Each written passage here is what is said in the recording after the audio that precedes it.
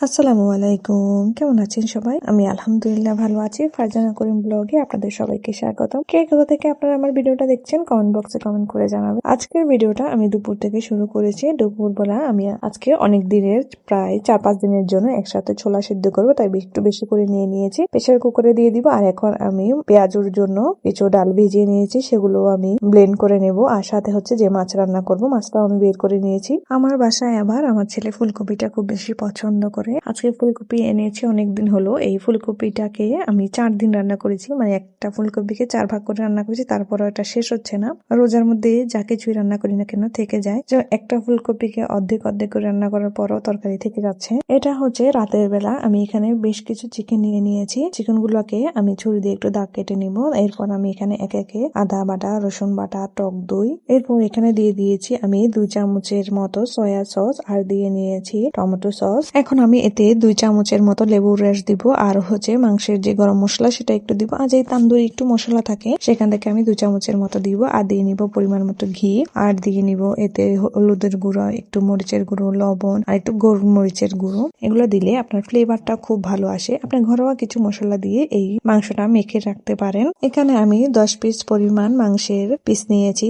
এর পরের দিন আমাদের এক বাসায়, এর পরের দিন আমাদের সেখানে এক ভাইয়াদের বাসায় ইফতারের দাওয়াত ছিল, তো আমরা সেখানে এগুলো নিয়ে যাব। আপনারা যদি এটাকে আগের দিন মেরিনেট করে রাখেন সেক্ষেত্রে এটা টেস্টটা ভালো আসবে, কিংবা ইফতারে 4-5 ঘন্টা আগে করলেও হবে। এখন আমি এই গ্রিলটাকে খুব সুন্দর করে মেখে ওভেনের ট্রেতে দিয়ে নিয়েছি। আর আপনারা চাইলে এটা চুলাতেও বেক করতে পারবেন, কোনো সমস্যা নাই। এটা প্রায় 40 মিনিটের মতো লাগবে হতে। আর এরপর আমি এটা খাওয়ার জন্য একটা এখানে মেয়োনিজ তৈরি করে নিয়েছি। আর এই মেয়োনিজটা কিভাবে তৈরি করতে হয় আমি উপরে লিখে দিয়েছি। সবগুলো একসাথে দিয়ে এটা কিছুক্ষণ বিট করে নিলে হবে। এভাবে একটু একটু করে বিট করলে আপনি দেখতে পারবেন যে আপনার মেয়োনিজটা খুব সুন্দরভাবে রেডি হয়ে গিয়েছে। এটা হচ্ছে হোমমেড একটা মেয়োনিজ, যে কোনো কিছুর সাথে আপনি এটা টেস্ট করতে পারবেন। আর সাথে ছিল রেস্টুরেন্ট স্টাইলের পরোটা, যেহেতু গ্রিল থাকবে কিন্তু গ্রিলের সাথে পরোটা হবে না, তা কি করে হয়। তো এভাবে আমি গ্রিল পরোটাটা রেডি করে নিচ্ছি। যেহেতু আমার হাতে সময় ছিল না, তাই আমি আর এগুলো রেসিপি আপনাদের সাথে শেয়ার করছি না, এগুলো সবাই জানে। আর এখন আমি রেস্টুরেন্ট স্টাইলে রায়তা বানিয়ে নিব। এখানে আমি টক দই দিয়ে নিয়েছি, সয়া সস দিয়ে নিয়েছি,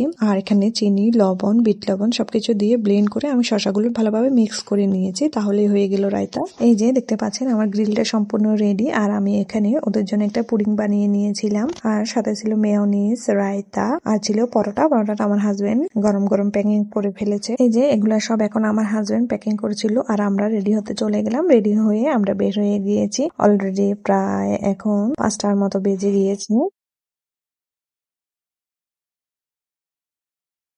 আমরা এখানে যাওয়ার পথে কিছু মাংসের দোকান পেয়েছিল, কারণ মাংসের দোকান সব জায়গায় অ্যাভেলেবেল না, হালাল মাংসের দোকান তো দেখেছিল বিধায় এখান থেকে আমরা আমাদের জন্য কিছু মাংস নিয়ে নিলাম। দেখলাম এখানে আসলে কি কি আছে।